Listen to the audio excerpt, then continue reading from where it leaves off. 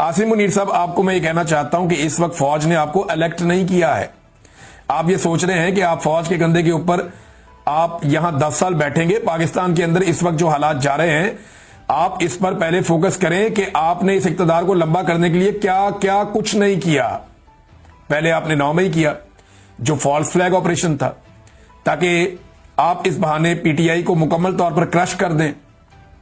जब इलेक्शन हुए, पीटीआई ने इलेक्शन स्वीप किया, अगले दिन आपने यही इलेक्शन पीटीआई का चोरी करके आपने दूसरे सजाशुदा लोगों को वो इलेक्शन दे दिया। आपने जजेस को कंट्रोल करना चाहा, इसके लिए आप 26वीं आईनी तरमीम लेकर आए। इस तरमीम से आपने जजेस को एक सरकारी इदारा बना दिया, इनको कंट्रोल में ले आए। नंबर 3, एक और बात की कि आपने मीडिया को मुकम्मल तौर पर कंट्रोल कर दिया। और बड़े साल लगे थे कि हमारे मीडिया कुछ हद तक आजाद हुआ था।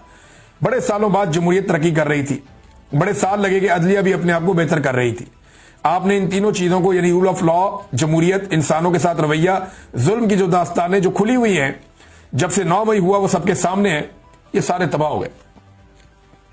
नंबर 4, इमरान खान साहब ने कहा कि सबसे बड़ी चीज इस वक्त पाकिस्तान में सबसे कम इन्वेस्टमेंट आई है। अब तक जितना पाकिस्तान ने कर्जा लिया था, इस हुकूमत ने 3 साल में उतना ही कर्जा डबल कर दिया। यानी जितना कर्जा पाकिस्तान बनने से लेकर अब तक लिया गया ना, इमरान खान साहब की हुकूमत के आखिरी दिन तक, उतना ही कर्जा ये हुकूमत ने पिछले 3 साल में ले लिया। ये सिंपल मैं आपको करूं, मैंने थोड़े दिन पहले आपको बताया भी था, थोड़ा ही फर्क रह गया बिल्कुल। जितना कर्जा पाकिस्तान बनने से लेकर इमरान खान के दौरे हुकूमत तक पाकिस्तान ने लिया, 70 सालों से ज्यादा की एक तारीख है, 75 साल तक जितना कर्जा पाकिस्तान ने लिया, उतना कर्जा इन्होंने 3 साल में ले लिया। ये है आसिम मुनीर साहब की और शहबाज शरीफ साहब की मुश्तरका कारकर्दगी। आखिरी पैगाम इमरान खान साहब ने अपनी पार्टी की आदत को दिया कि पीटीआई ने सारे लीगल रास्ते अपनाए, हमने कभी इंतशार नहीं किया, हमने कानून का रास्ता इख्तियार किया है। हमारी पीटीआई ने कोशिश की कि अच्छी तरह आसिम मुनीर के साथ चले, हुकूमत के साथ और एस्टेब्लिशमेंट के साथ चले, लेकिन अब वो टाइम नहीं रहा। हमारे ये करने के बावजूद जुल्म और फसाइयत बढ़ती गई, एक एक करके सीटें छीनते गए। अब ये आपको रोज 10-10 साल की सजाएं दे रहे हैं। थोड़ी सी बात होती है, आपको नायल कर देते हैं। आप असेंबलियों में बात करते हैं, आपको नायल कर दिया जाता है। आप समझ लें अब वक्त आ गया है कि आप असली अपोजिशन का किरदार अदा करें। ये आपके वोटरों की भी डिमांड होगी। ये बहुत जरूरी है कि आप सही अपोजिशन करें। आप जितना डरेंगे, ये उतना आपको क्रश करेंगे। आप लोगों को ये मजीद क्रश करते जा रहे हैं। जिसने अपोजिशन सही नहीं की, इस वक्त आप अपनी सियासी कब्रें खोद रहे हैं। कि ये जो 27 का पेशावर का जलसा होने जा रहा है, इसके बारे में मैं कहना चाहता हूं कि पूरा पाकिस्तान भरपूर तरीके से, मैं लोगों को डायरेक्ट कर रहा हूं और अपनी कौम को कह रहा हूं कि वो इस जलसे में पूरा पाकिस्तान हिस्सा ले, पूरी पार्टी मुत्तहिद हो और अब फोकस करें 27 तारीख को होने वाले जलसे पर। ये नाज़रीन इमरान खान साहब का पैगाम सीधा सीधा मैंने आपके सामने रख दिया। इमरान खान साहब कहते हैं कि तोशाखाना 2 का झूठा केस मुकम्मल तौर पर जमीन बोस हो चुका है, क्योंकि यह केस जिस शख्स के बयान की बुनियाद पर खड़ा किया गया था, वो गवाह ही अदालत में झूठा साबित हो चुका। मामला यह है कि इन्होंने इमरान खान साहब पे हमेशा इल्जाम लगाया, यहूदी लॉबी कहते रहे, उनको प्रोपेगेंडा करते रहे, ये इसराइल का एजेंट है, ये भी कहते रहे। वो ये भी कहते रहे कि जनाब ये फलानी कंपनी, तो फलाना ये, तो बहुत सारे इमरान खान साहब पे मजहब कार्ड इन्होंने इस्तेमाल किए। आज इमरान खान ने एक लफ्ज भी नहीं बोला और ये सारे सफाइयां देते फिरते हैं। कोई गले में इसराइली रुमाल डाल के फिर रहा है, कोई जो है कोई स्टेटमेंट दे रहा है, कोई कहीं पे सफाई दे रहा है, कोई किस तरह की बात कर रहा है। सारे अपनी सफाइयां दे रहे हैं, हालांकि इमरान खान ने एक लफ्ज भी नहीं बोला। जिस इमरान खान के ऊपर ये अटैक करते थे ना कि उसको खातमुन नबीयीन नहीं कहना आता, वो इसीलिए करते थे ना, उसको कहीं और जोड़ते थे जाके। ये बड़ी बारीक वारदात डालते हैं कि इमरान खान साहब का तलफ्फुज ठीक नहीं है। अब नाजरीन, एक और चीज जो बड़ी खबर है वो मैं आप तक पहुंचाता हूं। इस वीलॉग को मैं यहां पे रोकूंगा, सिर्फ 2 चीजें और बताऊंगा। एक तो शहबाज शरीफ साहब के सारे क्लिप वायरल हो रहे हैं और सारी तस्वीरें वायरल हो रही हैं कि इन्होंने इस मर्तबा पूरी नकल इमरान खान साहब की करने की कोशिश की है। उंगलियों की जुम्बिश से लेकर हाथों की हरकत तक, एक एक हाथ की हरकत, एक एक एंगल, एक एक तस्वीर, इमरान खान की नकल उतारने की कोशिश की है शहबाज शरीफ ने अक़वाम मुत्तहिदा में। क्योंकि पाकिस्तान की तारीख में अक़वाम मुत्तहिदा में सबसे शानदार तकरीर इमरान खान ने की है। फर्क क्या है? नंबर 1 तो आप देखें, इमरान खान की तकरीर 50 मिनट से ज्यादा थी और वो खुद बोल रहे थे। शहबाज शरीफ साहब की जो है ना प्रॉपर लिखी हुई तकरीर थी, प्रॉपर लिखी हुई तकरीर थी और वो पढ़ पढ़ के बोल रहे थे, फिर भी 27 मिनट के आसपास उनकी तकरीर थी। तो एक तो डबल टाइम इमरान खान साहब ने तकरीर की, खुलकर बात की, और इस तरह लिखी हुई नहीं थी जैसे शहबाज शरीफ साहब की थी। पाकिस्तान के फील्ड मार्शल आसिम मुनीर ये बात कर चुके हैं कि जब तक मैं फील्ड मार्शल हूं इमरान खान रिहा नहीं हो सकता, और ये बात ठीक है।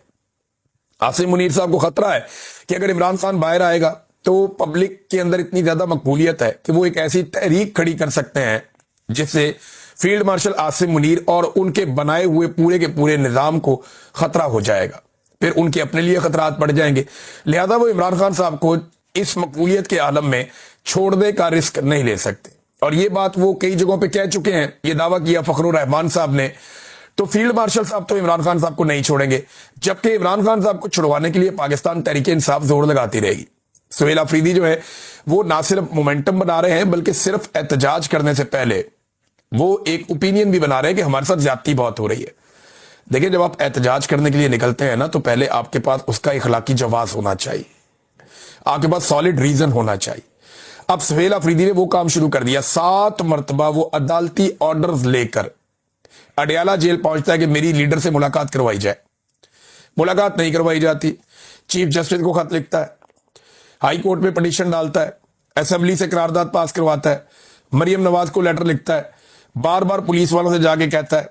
तो जो कुछ वो कर सकता था बतौर एक चीफ मिनिस्टर, उसने वो सारा कुछ किया, लेकिन उसकी बात नहीं सुनेगी। तमाम कानूनी और आईनी ऑप्शंस उसने इस्तेमाल किए। अब वो सहाफियों से पूछ रहा है कि कोई चीज रह गई है तो आप मुझे बता दें, मैं वो भी कर देता हूं, लेकिन मेरे पास अब रास्ता क्या है, और इस बात का किसी के पास कोई जवाब नहीं है। तो एक बड़ा सॉलिड रीजन सुहेल अफरीदी के पास है कि इमरान खान साहब से मुलाकात करवाई जाए, वरना फिर आप तैयार हो जाएं, हमें एहतजाज करना पड़ेगा। देखिए, मैं आपको यह बताऊं कि 1-2 हफ्ते में अब मुलाकात भी करवा दी जाएगी। ये एक आधे हफ्ते में हो जाएगी, या हो सकता है अगले हफ्ते में हो जाए, क्योंकि अब काम निकल गया है। आसिम मुनीर साहब का वो जो टफ टाइम था जिसको उन्होंने गुजारना था, उन्हें लगता था कि ये टाइम मैं गुजार दूंगा तो इसके बाद मैं नाकाबिले तस्खीर हो जाऊंगा, वो टाइम उन्होंने तकरीबन गुजार लिया, और अगले 5-6 दिन गुजारने, उसके बाद सुहेल अफरीदी साहब जाएं और जाके इमरान खान साहब से मुलाकात कर लें।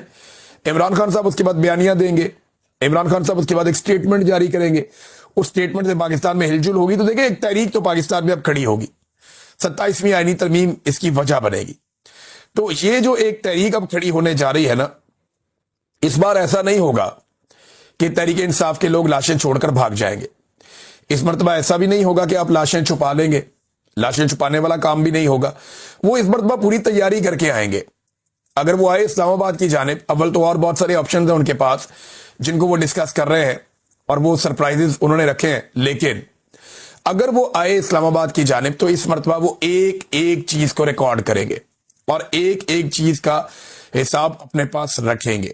यानी इस मरतबा ऐसा नहीं होगा कि लाशें छोड़कर वो चले जाएं, शायद ऐसा नहीं होगा कि इमरान खान और बुशरा बीबी के साथ जेल में इस वक्त इंतहाई नामुनासिब सलूक किया जा रहा है, और ये इमरान खान साहब को तोड़ने की कोशिश है।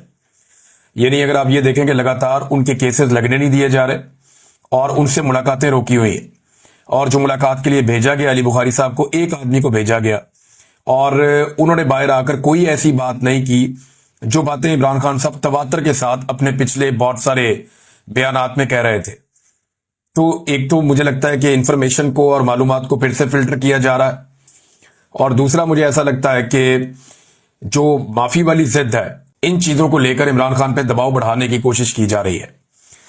अब मैंने आपको यह बताया था कि जेल में हालात बहुत परेशान कुन है, कि जानबूझकर ऐसे हालात पैदा किए जा रहे हैं जिससे ये मियां बीवी बहुत ज्यादा तंग आ जाएं। पाकिस्तान का साबिक वजीर आजम और साबिक खातून अव्वल, इनकी जिंदगी को इस वक्त अजीरन किया हुआ है अडयाला जेल में पाकिस्तान की एस्टेब्लिशमेंट ने, और वो पूरी कोशिश कर रहे हैं कि किसी तरह ये टूट जाए।